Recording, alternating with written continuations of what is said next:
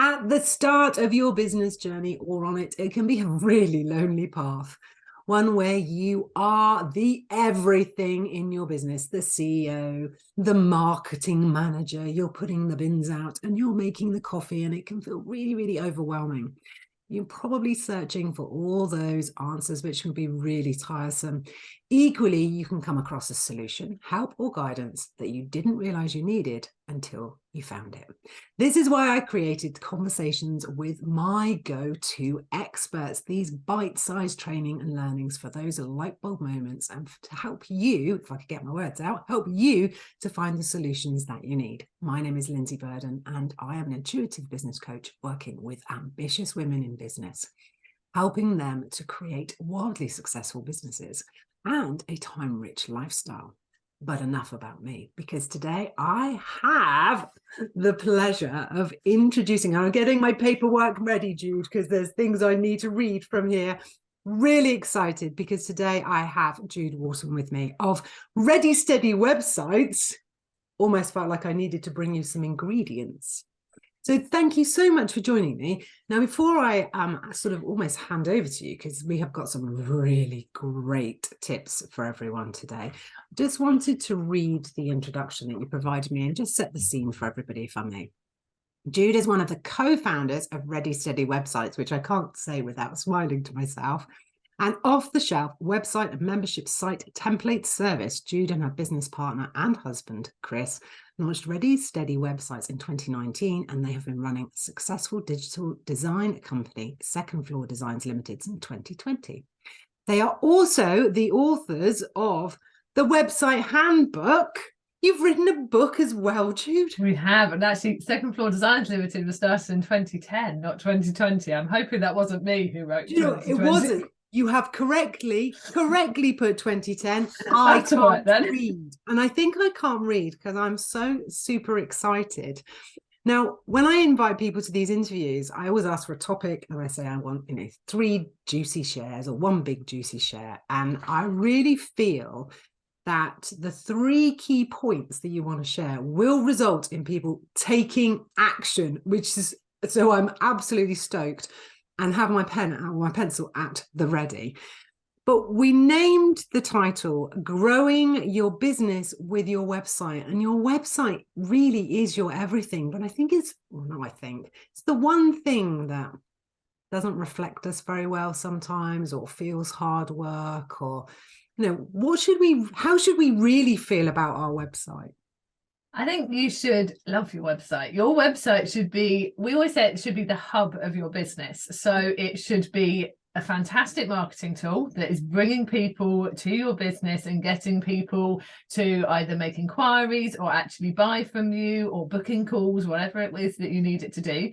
But also it should be really helpful for you as well. So as much as it's marketing and bringing in that work, it should help you make your business function more smoothly as well. So it can be taking the payments, it can be having all the Calendly calls booked in through it, it can do all of that. It can be answering the FAQs. So there's lots of things that you are probably doing on a daily basis, like repeating yourself, answering questions all the time, or going to and fro with emails, going, oh, here's my Calendly link, book in, and having a bit of a conversation backwards and forwards. That actually your website could take care of all of that for you. And so, and we want people to understand their website. We want people to be able to update it themselves, feel confident in using it. And if they create a website in that way where they do feel confident, then they're much likely to use it more effectively. It's much likely to do much more for their business, and then they will just see the benefit of it. I was scribbling a note then, because, I'm getting old, and if I don't, I'll forget. Something that came out really strongly then for me was you have to have real clarity of what you want your website to do.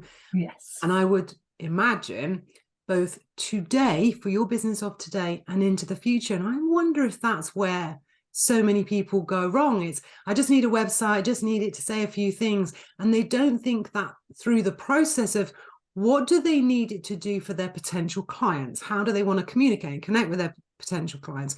But also, how can it help me? And that was really key. That help you was the other thing I wrote down in my notes. Your website should help you. Yeah, definitely. And no, that's one of the absolute key things that we say. And not only us, there's somebody called Donald Miller who wrote a book called Building a Story Brand. And in there, he has a chapter on websites. And he says you absolutely have to be clear on the purpose of your website.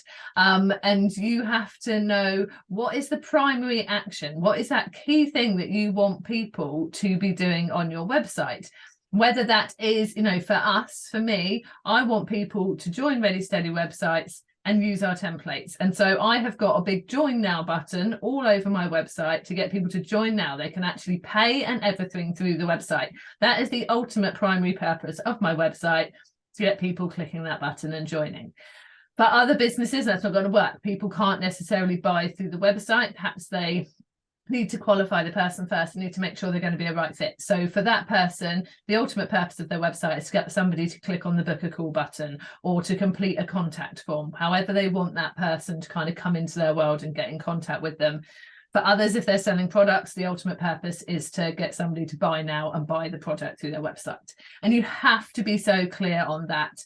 And then you should have a secondary purpose as well, because especially if you have a higher priced service or a service that requires people to commit a lot of time into working with you, they aren't very unlikely to jump in straight away the first time they hit your website. They're going to need to think about it. They're going to need to plan in some time to do it or something like that. The secondary purpose, though, should still get them into your world. It should be getting them to join your community, getting them to join your email list, something like that. And you have to be really clear on those two key actions for your website to be as effective as it possibly can for your business. I had to make myself another note, and I think it's going to be that kind of video. I'm like, does my website do that? I was like, yes, get on a call. I've got it.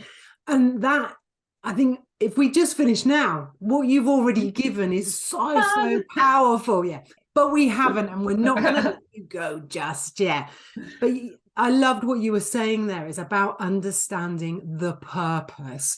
And once you've really nailed that, I guess it's much, much easier to design a website that does what you want it to do. Definitely, because once you've got that clear in your mind, you then know what the messaging needs to be, you then know what the content needs to be. And so, yeah, so it all starts to come together when you're very clear on who the person is you want to attract and what you want them to do, then, yeah, it all comes together much more easily. Well, I think now is a really, so pens at the ready, everybody. You have said that you're going to share with us today. Nobody else knows this. You've only shared this so far with me, but a tip for getting people to take action on your website. Yeah. So what is this tip? I always have lots of tips and I have to rein it in. But so I've already said about identifying that purpose of your website. And so then you have to make it really easy for the person to take that action. And so you need to have very clear call to action buttons on your website. And these call to action buttons have to be consistent. So I said for me, it's the join now is that key action. That's that button. That's what it says. I have that in my nice tealy green color that is my main brand color. That's the color that really stands out on the website. So your primary call to action should be the one that really stands out. And I have that top right on my navigation the whole time, because when people come to a website on a computer screen, they straight away their eye will go top left, which is normally where your logo is, and they go, okay, that's their website. And then it will go across your navigation a little bit, and then it will hop top right as another real key place that they will focus on. So if you've got that call to action button up there top right all the time, so whether that's join now, whether it is book a call, whether it's contact me, whatever it is that's right for you, then that's always there. It's always in that top navigation on any page they're on. When they get to that point that they're ready to commit, that button is there for them to click on. And another key place to have your main call to action button is, again, it's above the fold, and the fold is before you scroll, taking the old newspaper term, well, not old, and are still newspapers, but I mean, not many people buy them. But yes, before you scroll, you need to have that call to action again. And I always think it's really good to have a real key engaging statement at the top of your homepage and having that call to action button underneath it in the same color with the same words. So it's still very consistent. And then if you've got a secondary call to action, so for me, I'm building my email list on the website. That's my secondary purpose. Have another button next to the main call to action that still stands out, will still be a consistent color throughout the website, but that allows them to do that. So if they're not ready to jump fully in and commit, they can go, oh, I'll go and download that freebie instead, or I'll subscribe to their blog instead, or whatever it is that you're doing as that secondary call to action, and have that next to it. Because then by giving that choice, even if they don't take the primary purpose action, they will take action on your website more likely, because you've given them that choice and you've put those buttons there front and center when they hit the website for them to click on. So obviously I need to do that immediately. But that's really, I love what you're saying there, because but like for me, it is book a discovery call. Well, they might not be ready to do that yet. So and for me, my secondary reason for them to be, I want them to get onto my mailing list, so exactly the same as well. So I like that, having the button there, and I like that idea of having the button just permanently there. So mine, I'm just thinking, and I keep going in my head, I'm going, where is mine on my website? And it does come up. I do have slightly different wording because I'm a word person, so I might go back and just change it all so it just says book a discovery call. And I think that's key. But whatever wording you use, it has to be what it actually does. I really get annoyed when I go to a website and the button says get in touch, and I go, okay, that's going to take me to like perhaps a form, like a contact form to fill in, or just generally to a contact page, and I'm going to have a bit of choice about how to get in touch. But then I click the get in touch button and I'm there to book a call, and I was like, I didn't say I wanted to book a call. I said I wanted to get in touch. So, and I've also recently clicked on get started, and I thought it might take me to understand the process of how the person works. And again, it just took me to book a call. If it's booking a call, put book a call. Because otherwise you're going to create a bit of a jarring experience. I didn't like that. I didn't like sort of feeling like I was being forced into book a call when I wanted to get in touch, and I left the website completely. Wow. And so you don't want to do that. You don't want to create that jarring experience. You want people to feel like they're being like nurtured into this, they're safe, and it's a nice process for them. Right, I don't do that, by the way. If you want to book a call, you're only booking a call, and I want you to book a call, and I'm not going to tell you anything else. But that's a really good tip, and I think we're all a little bit fed up, actually, aren't we, of being duped, because it feels a bit like you just want me to book a call and I'm not ready. So I really hear what you're saying there. And that's about integrity as well, isn't it? Yeah. And if anyone does realize that they're doing that, and it's just because that's kind of how they've set it up, there's still time to change it. Absolutely. We like that. Take an action. Okay. This next one on my list that you've shared with me, I mean, we've already mentioned several times email list, and it is the importance of building your email list. Yeah. Did you want to elaborate on that? Yeah, I mean, there are many ways that you can nurture your audience. You could get people into a Facebook community, or they could ask you to come, ask them to come and follow you on Instagram, or wherever you do like most of your social media. And that is all great, and definitely do that. It is great to be using social media. I use it very much to kind of start a conversation and then ultimately bring people to my website. But I really do advocate building an email list. And there's a couple of reasons for this. We're not in charge of social media. We're not in control of it. You could send out 5 messages to someone that were exactly the same in 2 quick succession, and Facebook goes, right, well, I'll ban you for a while then because you're spamming people. Or Jennifer Aniston could join another platform and crash that one like she did Instagram. These things happen. We are not in control of it. But when you've got an email list, you are, you own it, and you have got the opportunity to be putting stuff out there as and when you want, and it's pretty safe and it's going to be there. So that is one reason to do it. The other reason to do it is because there have been so many bits of research and studies around marketing that have been done that show that people are much more likely to actually read and take action when they receive an email than they are when they look at a social media post. And so it is so much better to get people on that email list, and you could be sending the same stuff out on your emails as you are also posting on social media. And I think you'll find you get far more people taking action, joining workshops, taking a look at new programs you're launching, whatever you are doing, when you send the information out in an email. And also, you know, we can be shoving stuff out on social media all the time, and we all see it. Like sometimes I get thousands of views on something, and other times I'm like, why have 83 people seen that? Or why did that get 13 likes and that one got 2? And so you're always seeing it being very inconsistent on social media. When your email goes into someone's inbox, they won't necessarily open it, but I can almost guarantee they saw it was there. So at least your name has gone into their mind again. Yeah. And it just keeps you in their mind, so that then when the time comes when they are ready, they're like, you're definitely the person that they're going to go to and have a look again at what you do. So yeah, definitely build an email list, and building it isn't enough. Like I've said, you've got to be sending those emails out for them to be seeing them and be keeping you in their mind. But yeah, it's definitely, I think, the best way to nurture people who are interested in your services. And I was grinning wildly because that statistics also show that is your greatest return on investment financially. Yeah. So email is the gold, really.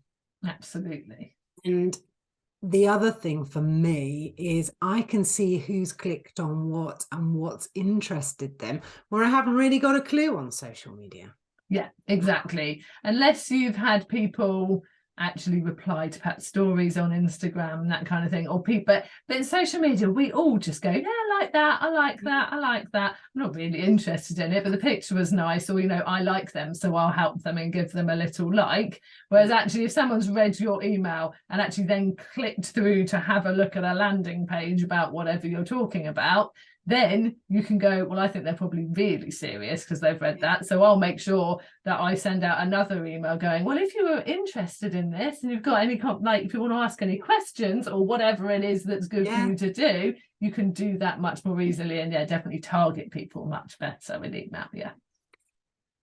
Now, one of the questions I always ask before we get to, you know, tip number 3 or action number 3, I always ask everyone, if they could start their business again, what is the thing that they would do, or what was most important to them, or what would they do differently? And I was just looking back, you know, build an email list sooner. Yeah. And I think we all know that, and we all feel that. Yeah. So it is absolutely key, isn't it? Oh, definitely. Yeah, I mean, when we started our business, we operated very much in a sort of traditional web design agency, digital design agency model. And obviously we collected email addresses of our clients, and, you know, we'd keep in touch with them, Christmas email, you know, that kind of thing. But that's all we did. We weren't building an email list of people who are interested in working with us. We weren't nurturing them in any way. And I think we were probably in business for 13 years today. I feel I should just mention that while we're on the call. Birthday! Thank you very much. And I do think it was only about 5-6 years ago we started building an email list. So obviously that means that we had a good few years there where we weren't, and we really missed a trick there. We missed an opportunity. And business has been much easier to keep consistent and remove any peaks and troughs since we had an email list, because you've always got people there you're nurturing. There's always your next members, your next clients and stuff on there. And so yeah, it's good for so many reasons. Yeah, I like it as well because it keeps you, you know, GDPR compliant as well, because otherwise, you know, oh, I've got a business card that I found at the bottom of my handbag and I saw them 4 years ago. Am I allowed to email them? You know, it stops me going into that. I don't know if I can do it. You know, if you get them onto your email list and you've done it correctly, yeah, you're good to go, and it feels safe. And that for me alone, yes, I'm always definitely frightened of the GDPR police knocking on the door. So I work on the basis, look after my data how I'd like, you know, or look after everyone else's data how I'd like mine to be looked after. And we can't. Yeah, perfect. Although I'm no GDPR expert, I should just add as a caveat there, just quickly.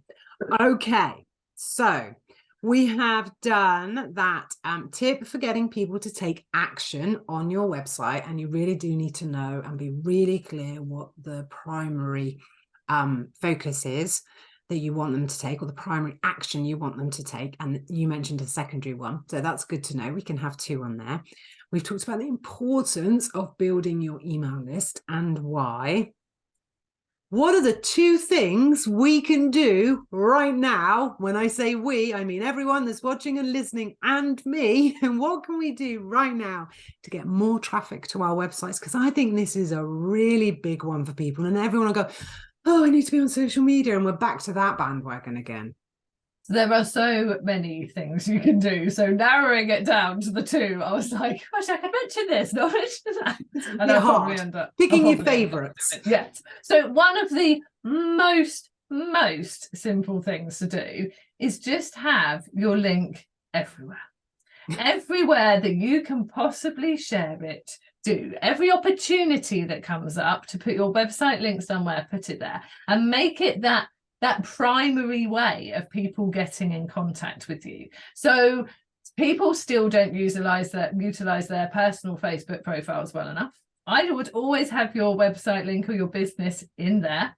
Have it on every profile that you are on anywhere for social media, but not just social media. If you are doing online networking and you have got the chat there, put it in the chat. Just once you've done your little intro-y bit, then just put a little bit of blurb in the chat, like, if you're, for me, mine says something along the lines of, if you need help with your website, membership site or branding, please, or you just want to chat, please get in touch. And I've got my website link, I've got my LinkedIn link, and then I have, if I've got something else specific going on, like a workshop or something like that, I have the link to that as well. So 2 of those 3 links are going to my website. So yeah, share it like that. And yeah, whenever people are asking you, like, can I get in touch or anything, always make it your website that you are sending them to, because the more traffic you get to your website, the more you're going, hello, Google, I'm here. And Google will start paying more attention to you and start ranking you better as well for your keywords. So that is a really important thing, that you have to make your website the primary link that you are sharing with people. So that is the first thing. Can I just say, Jude, I mean, what a simple tip, but I see so many people that their website's not, on their email signature, for instance. It's so simple, yet so easily not done. Yes, absolutely. Yeah, email signature is another one. Have it in there. Yeah, wherever you can shove it in, do it. Just have it everywhere. So yeah, that is a simple one. But yeah, people aren't doing it well enough. So that is a very key one. The next one is to keep adding useful content to your website. So there's two reasons for this. You should be adding new content to your website on a month, like at least once a month. Because again, this is really good from a Google point of view, because not only does lots of traffic go into your website, keep waking Google up to the fact you're there, when you add new content to your website, Google has to come along and re-index it. So again, it's going, oh, they're here. So yeah, add new content to your website every month. Now that can be quite easy content if you wanted to pop a new testimonial in there, or you had a little bit of more information to add to a services page or something like that. It doesn't have to be any major content, but you should be adding new content once a month.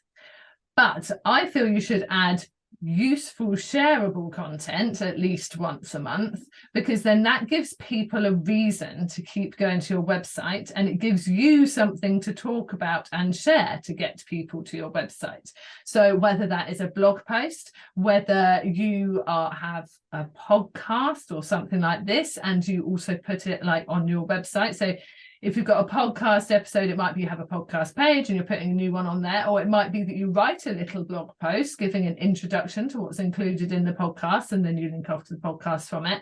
But doing something like that at least once a month gives you a reason to send traffic to your website that's not salesy. It's just useful. Once people, and then always have a call to action at the end of that. So once people are there, you invite them to go and read another post or watch something else or check out a freebie or whatever it is that's relevant and was a nice follow on from the content that they have just read or listened to.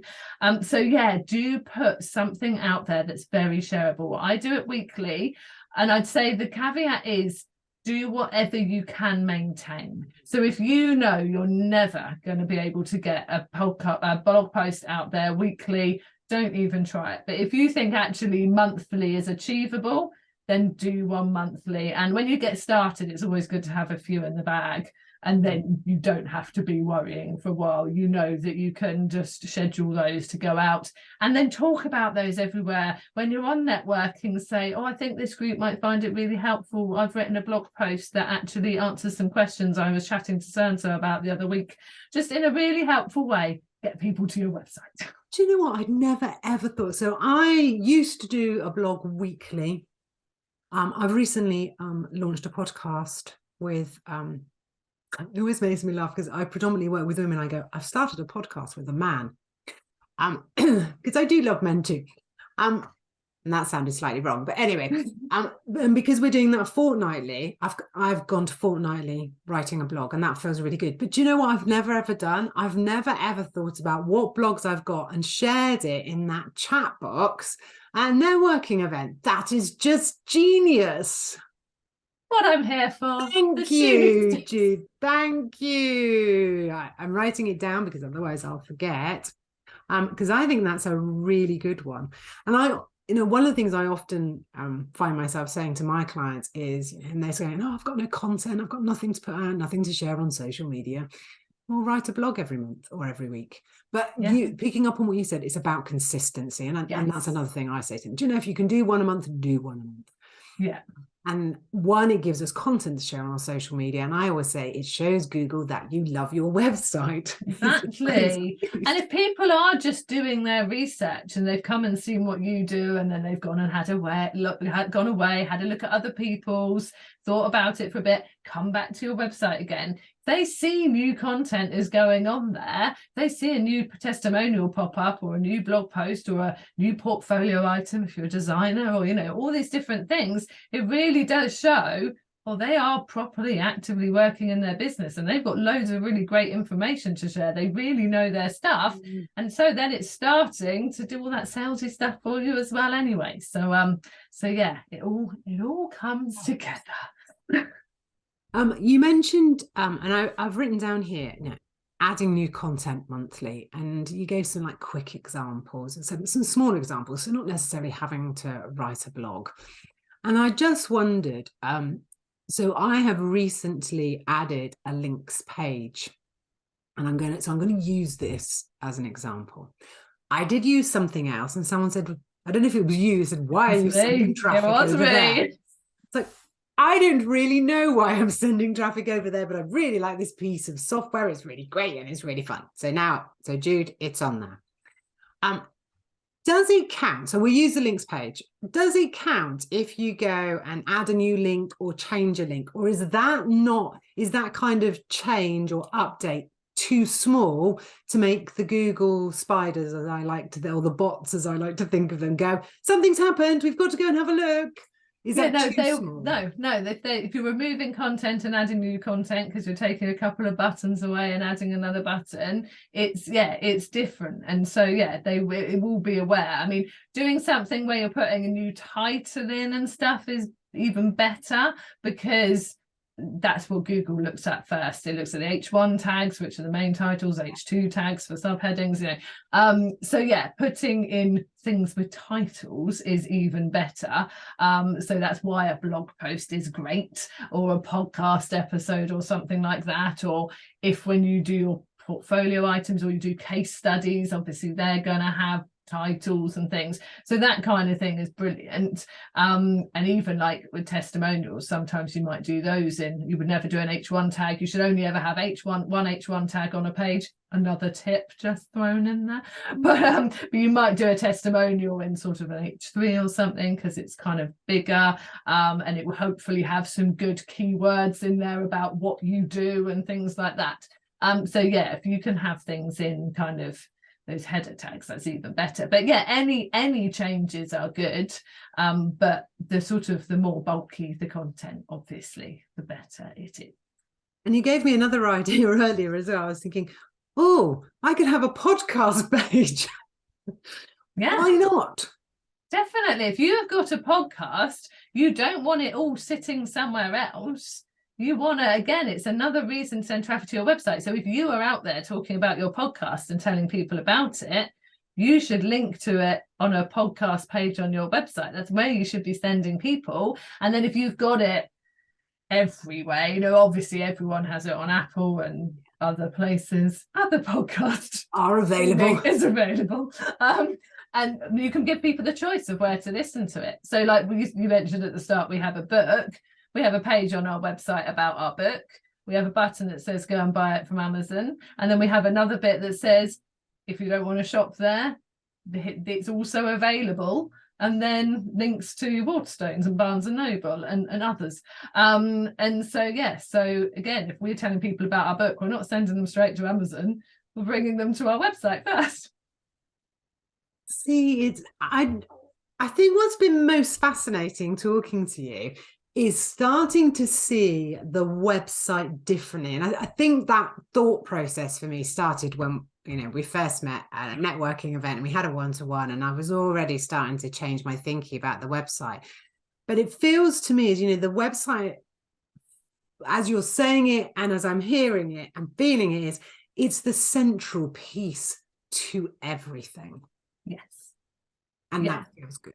Lots of us don't have offices that people are visiting now. We don't have shop fronts, and your website is that. You know, it's where traditionally people would have come in. It would have been that focal point of your business, and you do everything from there.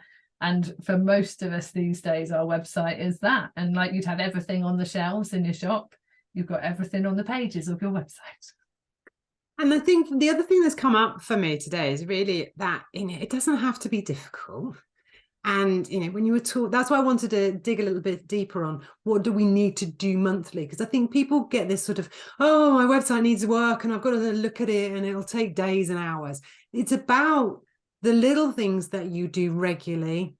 And it's about being, you know, it is being consistent, isn't it? Yeah, definitely. Yeah, and consistency is absolutely key.